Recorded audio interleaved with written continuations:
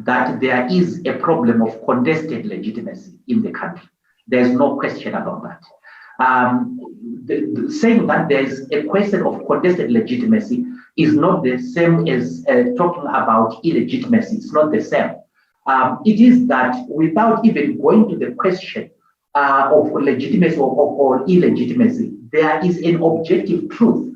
And the objective truth is that there is an issue of contested legitimacy.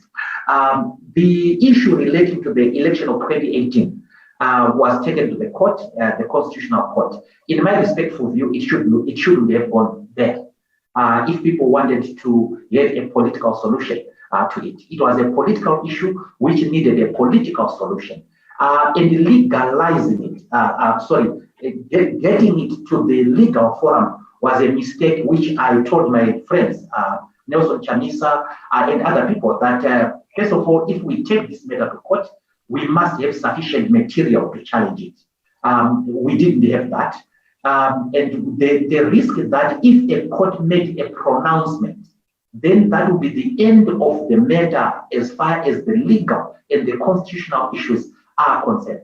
So the fact of the matter is that we do have a person who is presiding over the affairs of Zimbabwe in the office of the president.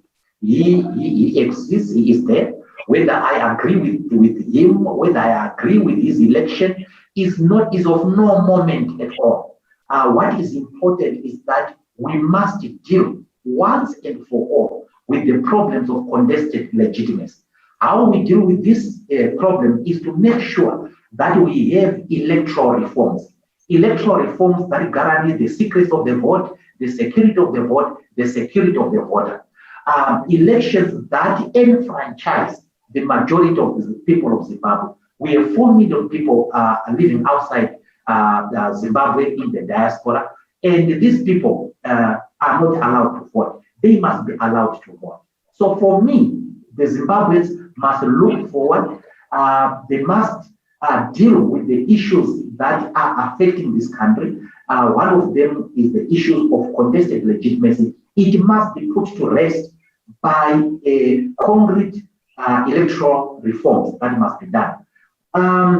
Whether President Mnangagwa is legitimate or illegitimate does not take away the importance of dialogue.